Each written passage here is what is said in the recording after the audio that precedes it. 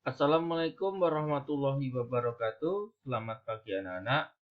Pada kesempatan hari ini, Pak Danan ingin mengajak kalian membahas soal layout yang pernah kalian kerjakan kemarin.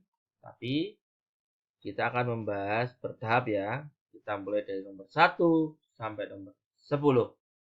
Sebelumnya kita awali dengan basmalah bersama-sama. Bismillahirrahmanirrahim. Kita mulai anak-anak. Perhatikan anak-anak. Di sini adalah materi untuk mengetahui makna kata. Pernah pada jelaskan di materi sebelumnya di YouTube itu. Nah, untuk mengetahui makna kata menginjeksi ini, perhatikan ya, harus dihubungkan dengan maksud dari paragraf ini atau kalimat pendukungnya. Paham? Contoh, imunisasi merupakan proses menjadikan tubuh seseorang kebal terhadap penyakit. Imunisasi terdiri dari dua jenis, yaitu imunisasi aktif dan imunisasi pasif. Saat ini, imunisasi dapat dilakukan dengan menginjeksi dan memberikan vaksin tetes mulut. Makna kata menginjeksi, kunci jawabannya adalah menyuntikkan obat ke dalam tubuh. Perhatikan, menginjeksi kata dasarnya injek, suntik. Dengan adanya awalan meng menjadi kata kerja aktif, menyuntikkan. Perhatikan. Ini sudah kata menginjeksi sudah hubungannya dengan imunisasi. Ya. Maka memberikan imun intinya ke dalam tubuh dengan cara menyuntikkan. Bukan memberikan obat atau memberikan vaksin serat tetes mulut atau minum obat. Salah. Yang betul adalah menyuntikkan obat ke dalam tubuh. Perhatikan, kalian harus tahu makna dari istilahnya dulu, terus hubungkan makna tersebut dengan isi dari paragraf yang disebut makna kontekstual. Maka maknanya menyuntikkan obat ke dalam tubuh. Nomor 3. Nomor 2, pada yang lanjutkan. Orang tua dianjurkan untuk memberikan imunisasi anaknya sejak bayi. Sinonim kata dianjurkan, nah ini mudah anak. Kalau kita bingung, waduh dianjurkannya apa ya Pak? Ini kan hampir sama semua. Maka kita masukkan di sini. Orang tua disarankan untuk memberikan imunisasi anaknya sejak bayi. Orang tua disuruh, orang tua diberikan, orang tua diharapkan.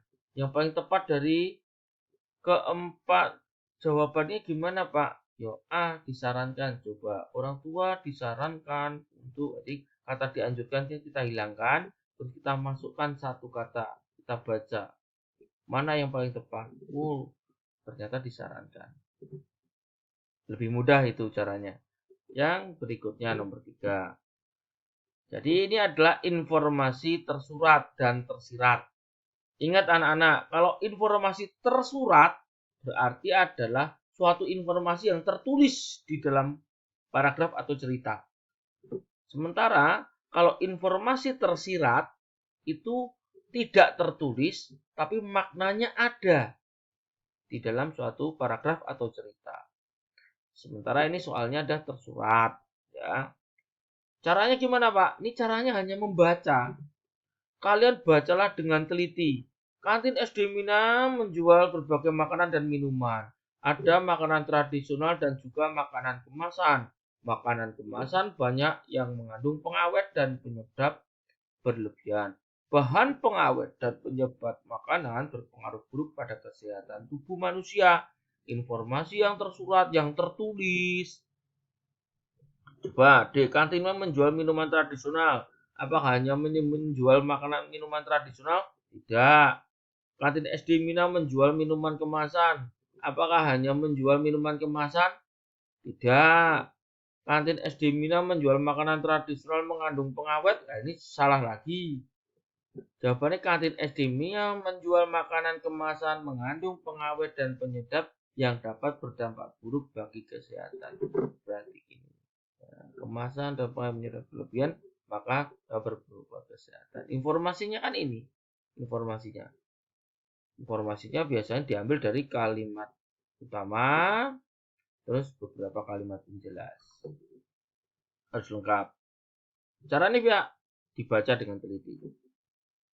Nomor 4. Nomor 4 kalimat utama. Nah, ini gampang. Nah, ini sudah jelas ini. Perhatikan. Ada kata oleh sebab itu. Mesti jelas. Induktif. Kalimat utama ini yang terakhir. Padahal pernah bilang, jika ada kata di akhir suatu paragraf ada kata oleh sebab itu, oleh karena itu, jika maka, pasti itu adalah induktif. Kalimat utamanya di akhir. Kalau di atas, biasanya kalimat utama di atas adalah kalimat yang bersifat umum, membutuhkan penjelasan-penjelasan. Ya, anak, masih fokus ya. Berikutnya nomor 6. Kita ke 5 dulu. Nah, ini gampang. Ide pokok itu permasalahan yang ada dalam suatu paragraf. Ide pokok terdapat di mana? Di kalimat utama. Maka kita harus mencari kalimat utamanya terlebih dahulu. Kalimat utamanya di mana, Pak? Nah, ini kalimat utamanya. Sebagai pelajar kita wajib melestarikan budaya daerah. Nah, ya kan? Terus ini kalimat penjelas. Apa? Langkah-langkahnya. Ya. Lakukan kegiatan positif untuk budaya yang kita. Saringlah budaya asing tidak sesuai. Ini kan langkah-langkahnya, kalimat penjelasnya. Jelas kalimat utamanya adalah ini. Nah, di dalam kalimat utama terdapat apa? Ide pokok. Ide pokoknya apa? Kita wajib melestarikan budaya. Salah, daerah. Pelajar disarankan melestarikan budaya. Ini juga belum lengkap. Pelajar diharapkan menjaga budaya daerah. Juga kurang lengkap. Budaya daerah wajib kita lestarikan. Nah, budaya daerah wajib kita. Kita ini ada kata pengganti. Kata kita pengganti sebagai pelajar. Ini kenapa enggak C, Pak? Pelajar diharapkan menjaga budaya daerah. Hanya sekedar menjaga. Menjaga belum tentu melestarikan. Paham? Berikutnya. Nomor 6. Ini juga kesimpulan. Kesimpulan itu gampang padahal sudah menjelaskan.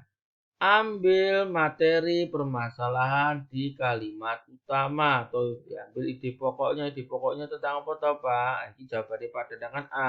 Debu vulkanik Gunung Merapi. Debu vulkanik Gunung Merapi. Ya kan?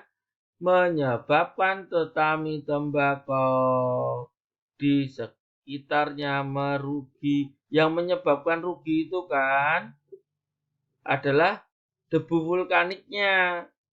Mengakibatkan produksi ini turun, petani tembakau ini menjadi rugi kan gitu.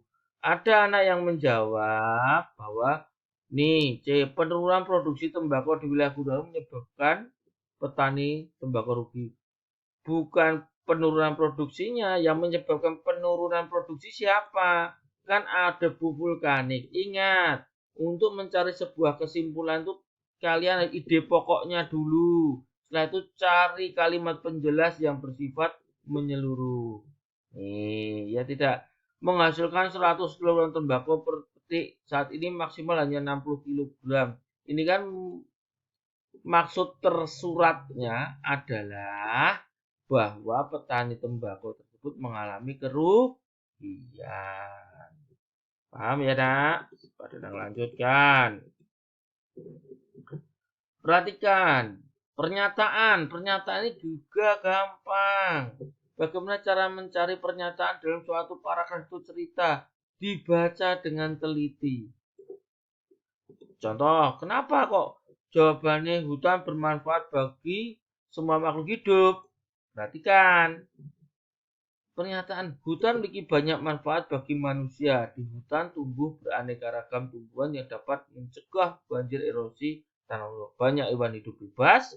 Di sana manusia dapat memanfaatkan hutan sebagai tempat wisata. Pernyataan.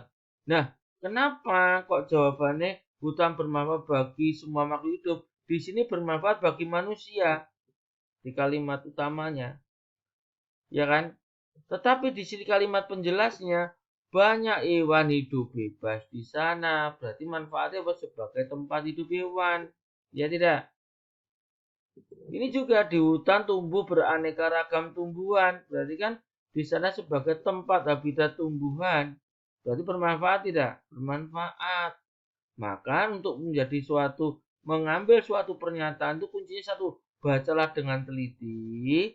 Carilah jawaban yang paling tepat. Ini beraneka ragam tumbuhan langka hidup di hutan. Apakah hanya tumbuhan langka? Tidak. Hutan hanya dapat mencegah banjir, erosi, dan tanah longsor. Apakah hanya itu saja? Tidak. Berikutnya.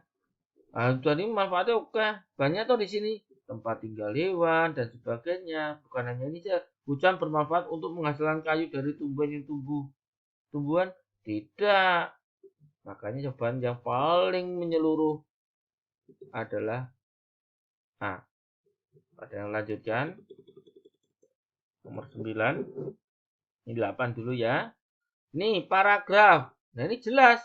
Oleh karena itu. Ini kan kata ajakan. Kata ajakan jelas. Apapun paragrafnya. Jika di akhir paragraf ada kata ajakan. Pasti persuasif semuanya. Ingat-ingat. Jika di akhir paragraf ada kata ajakan oleh karena itu, oleh sebab itu, maka, jika. Nah ini kan kata penghubung. Tapi dapat dimaksudkan sebagai kata ajakan. Pasti persuasif. Ingat, apapun bentuknya paragraf, jika di akhir paragraf itu, sebelum kalimat terakhir ada kata oleh karena itu dan sebagainya, itu persuasif. Ingat ya. Berikutnya. Nomor 9. Nah, ini memprediksi peristiwa yang akan terjadi jika tidak menggalakkan penguatan pendidikan karakter adalah. Caranya gimana, Pak? Tetap caranya kamu baca satu persatu dengan urut dan tenang, pahami maksudnya. Pasti akan ketemu jawabannya. Ini memprediksi. Jadi nanti ada materi memprediksi suatu paragraf yang indikator 9, 10. Nanti di indikator sekitar 14, 15, 16 itu pada soal cerita anak itu memprediksi kejadian pada cerita anak. Itu sama caranya, membaca. Dipahami. Jawabannya A. Budi pekerti para siswa kurang tumbuh. Ada yang lanjutkan, ini mudah. Nah, yang nomor 10, perhatikan. Nomor 10 ini caranya juga ya. Kalian baca dulu secara menyeluruh. Tiwul merupakan makanan khas berasal dari Gunung Kidul. Tiwul terbuat dari tepung gaplek atau singkong yang dikeringkan. Rasanya manis, khas singkong, warna coklat, dan memiliki kandungan karbohidrat yang tinggi. Pada zaman dahulu, tiwul dijadikan makanan pokok pengganti nasi. Teks kedua. Geblek adalah makanan tradisional khas berasal dari Kulon Progo. Geblek dibuat dari tepung tapioka hasil olahan singkong. Lagi persamaan nih. Bentuknya bulat berwarna putih bersih dan diolah dengan cara digoreng. Geblek banyak mengandung karbohidrat sebagai sumber energi bagi tubuh. Geblek biasanya dinikmati dengan menggunakan tempe benguk. Nah, perhatikan, biasanya anak-anak itu saking pinternya ya, tidak memperhatikan pertanyaannya. Pada pertanyaannya perbedaannya, yang dijawab persamaannya. Maka setelah membaca dengan teliti, perhatikan pertanyaannya. Di sini perbedaan. Nah, perbedaannya apa? Ya jelas, ini berasal dari Gunung Kidul, Tiwul. Kalau geblek dari Kulon Progo, berarti apa? Asal daerah. Cukup sekian anak-anak pembahasan tryout nomor 1 hingga 10. Semoga bermanfaat.